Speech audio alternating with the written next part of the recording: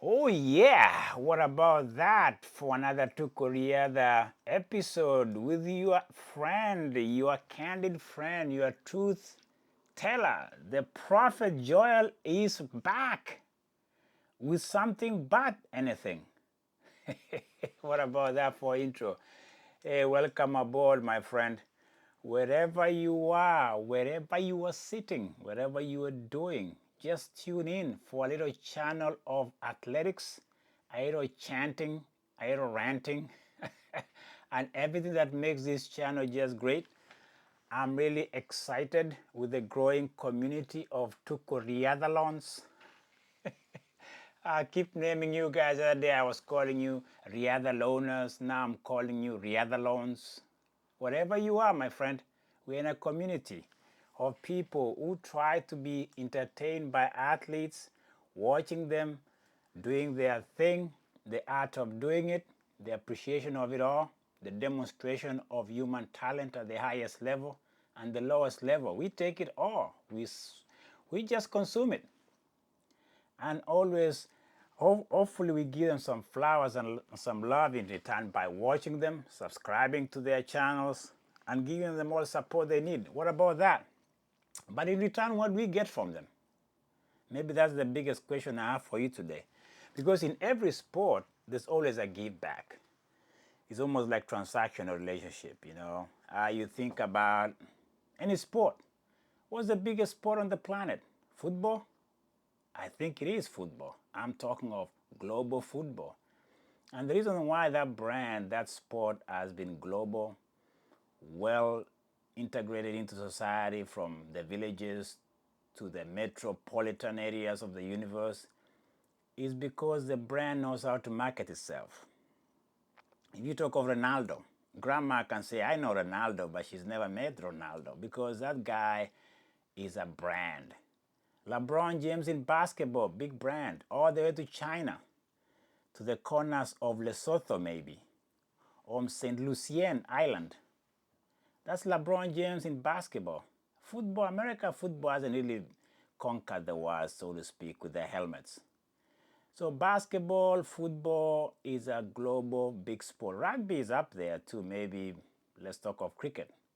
Like, why am I going this? Why am I approaching this subject this way? Because you have to market yourself.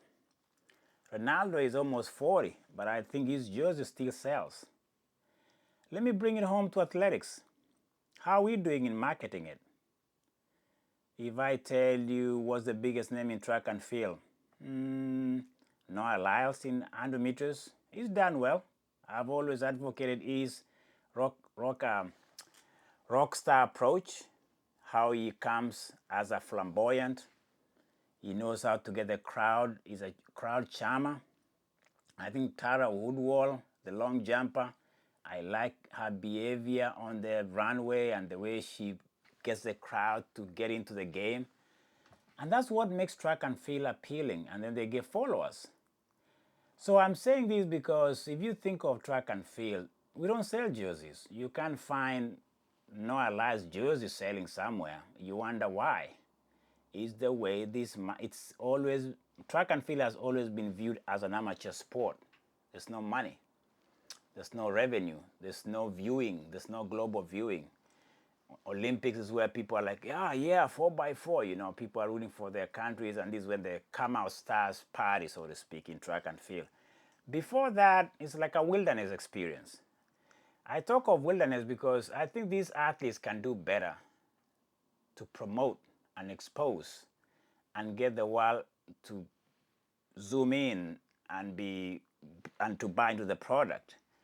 Usain Bolt did that for a long time. The Jamaican sprinter was just that character. People remember him for that pause. He was a guy who enters the track. I think he's still a big name in track and field even after retirement. He's a personality presence. He speaks well.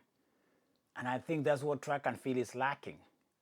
It's lacking so bad that I think I'm having some beef, not beef, but I'm having some questions to ask or interrogate how maybe the global organizations try to market and brand and sell the product, so to speak. Because when you have people like Shakira Richardson, who was an appeal. I remember during Eugene Prefontaine meet, I saw the lady there. I'd never seen her that close. And I can see why people wanted to see her run and do well. There's a lot of fan base or spectators want to see her do well. When they don't do well, people feel it. They're kind of deflated. And it happened to me in Eugene. She showed up there. Her demeanor just told me something wasn't right. By the way, we live in post-COVID. Mental issues are still plaguing everybody. I understand that.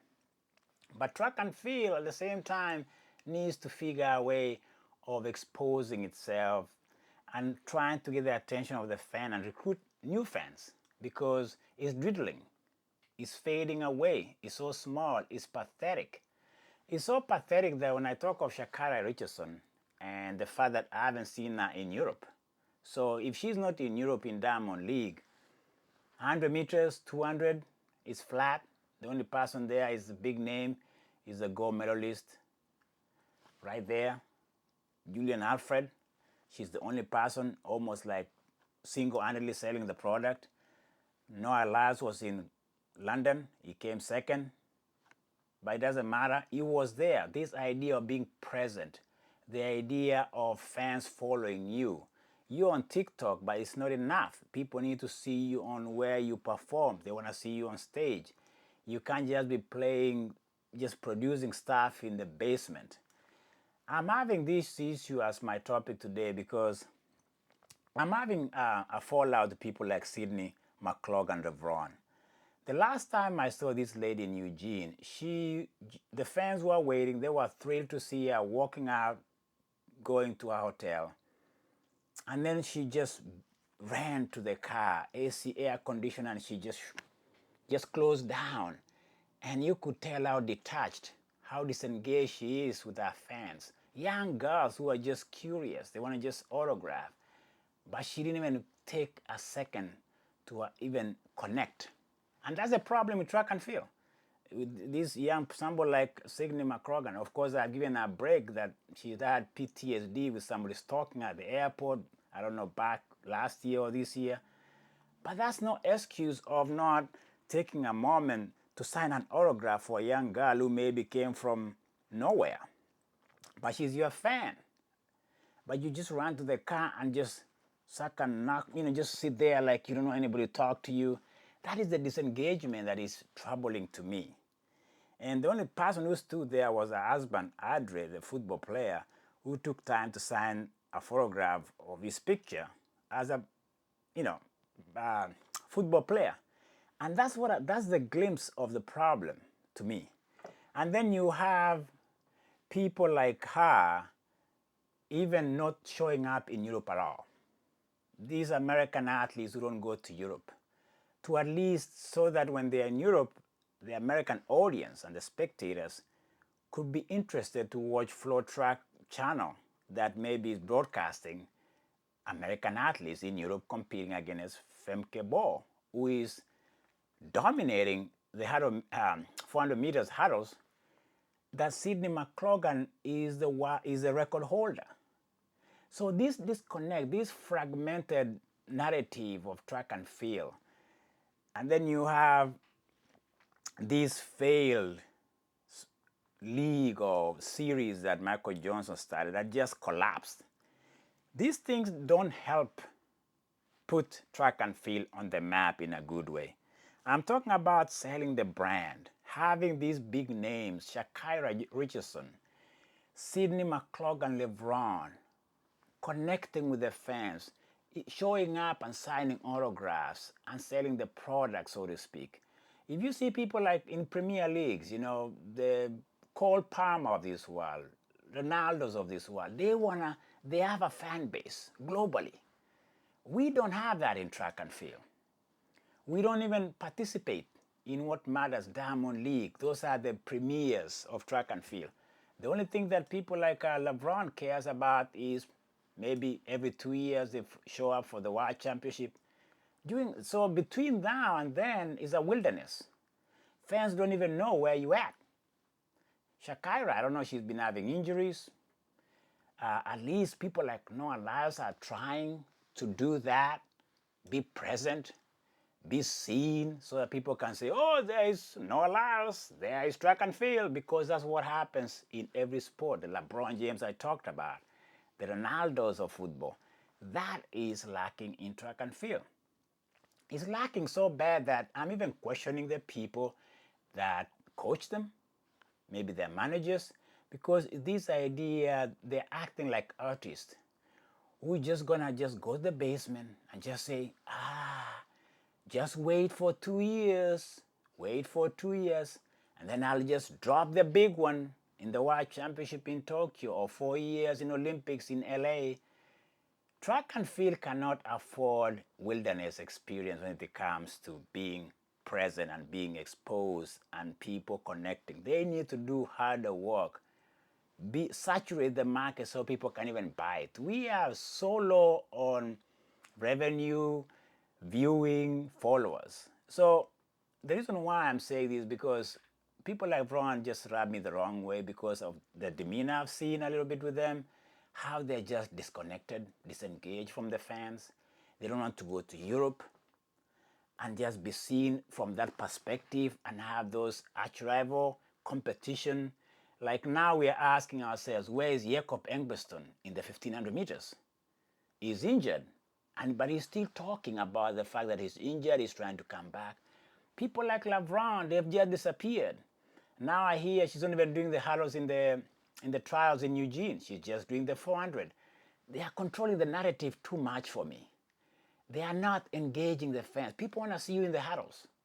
Femke Bol is running away with it in Europe. Maybe your arrogance is that, oh, it doesn't matter how Femke Bol does in the hurdles during this time of the year. Come the World Championship, I'm going to just dominate. It might sound good for you, but for the fans, that's where you lose them. By the time you get there, nobody wants to watch you because they haven't seen you. You've been gone for a long time. And even Shakira Richardson, what is holding them back from competing? Even if you don't do very well, at least you are competing. That's my advocacy. And that's what track and field is struggling with. No fans, no competition. Athletes are just controlling the narrative. The Bob Cousy, the coach of these young athletes I'm talking about, I have a problem with old school. I know he's created a family setting. He's an old school guy. He's protecting these families, establishment he's had in more thing. Levrone, I understand, is in the same family. But he could only control his wife, Jackie, back in the days as a pathlon. That's all you can do, Bobby. We need to see these athletes more so we can see how they're doing and they can kind of recruit more fans into the track and field fan base. And that's what's lacking, literally. You cannot control the narrative and protect. What are you protecting? They're not that fragile. More thing for me, to hear that she barely registered herself for the trials is a drama that is just full of nonsense. Why? Why do you have to be dramatic, more thing? Just show up. I don't think she makes the final in the trials for me. I think she's so broken. I've talked about her mental capacity to engage herself in the sport anymore. I think it's gone. If she makes the final, great for sports. But for me, she's lost her ways because I think something happened maybe mentally. You need to do more. You need to expose yourself more so that at least it builds your character, it builds your confidence. I think my rant here today, if it sounds like a rant, is the advocacy for track and field big name athletes to promote, expose, give us more of a billboard setting in the world. And hopefully we can have more people buy into track and field. The other day I talked about Kenya disaster, a rogue trials, a sham, where you don't have the stars. The only star that showed up was Beatrice Chebet and maybe Faith Cherotich. Everybody else was ordinary. Nobody knows. I talked of 800 that was just a joke. So I'm not talking just in terms of a particular person in this sense of advocating for track and field. I'm talking of the broad picture. track and field is struggling. It's struggling for fans. We don't have enough. We don't have people following stars, and stars sell the sport. And so I think for me, the Sidney McLaughlin of this is to wake up and stop being selfish and stop protecting themselves so much and being what I call hermits of athletics or monks, where they just go to the mountain and moo, and then if hopefully one day they show up with a big thunder. It doesn't work. People are into here and now, the TikTok age. And it's not enough just to tell us, oh, look at what I'm wearing, look at what I'm doing in my gym, blah, blah. People want to see you perform. Get on stage and perform. That's what they're asking. Diamond League. London was a time, is a space these athletes should have gone. Not allowed to say that the road to the World Championship must go through London. Where were these athletes? That's how I applaud the guy. He's my big fan now, because when you have this lady here and you have Noah Lyles showing up in London, and these ladies, these characters just saying, oh, I'll just show up on the trials, I'll just do the 400, I'm not doing the 400 hurdles. You're being selfish. You're just trying to control the narrative. And that's not good for a sport that is struggling to have their space in the sporting arena. Nobody cares about track and field these days until World Championship and Olympics, which is sad, because there's a lot going on that we can talk about, that I've been talking about. Anyway, that was me with my lamentations and my rant and trying to interrogate the idea of how do we promote the sport using our athletes and using their names. Hopefully one day we can sell a jersey that says Usain Bolt, Noah Lyles, Julian, Alfred. Maybe we'll have a jersey that says who they are, and hopefully we can have those revenues and their names being broadcasted around the world. Because think about it, China has the biggest fan base of basketball and maybe football, but you don't hear much from China. It's because these guys, the basketball guys, go there and market themselves there, and they do a lot of groundwork.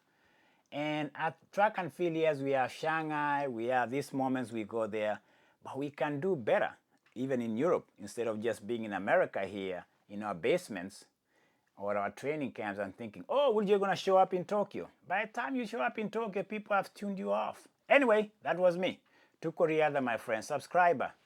I'm the preacher here, I'm the gospel guy. Listen to this if you have a chance again. Like it, it's thumbs up. And by the way, let me ask you this question. What do you think of track and field? Hopefully, one day, we can have jerseys that kind of tell us who these athletes are. Noah Lyles, first jersey. Maybe you can have Carri Richardson. Maybe you can have the big names, the gold medalist of Olympics. Maybe you can start having that as a selling product. It's not enough to have them sponsored by Nike. I think their names can go with it, and we can say those jerseys. I think the only time we see their names is on the, what is it, the bibs, the numbers, those are numbers. I think we can do better. Maybe I'm asking too much. Maybe my ideas will be taken seriously. What do you think, my fans? What do you think, my subscribers? There's a comment section. Engage, engage. Don't disengage like some athletes have done. Sorry if I was ranting too much, but I have to because I love the sport. It gave me this platform, gave me an opportunity to be in America. America, America. Well, that was me singing and saying good night, and love prevails. Bam.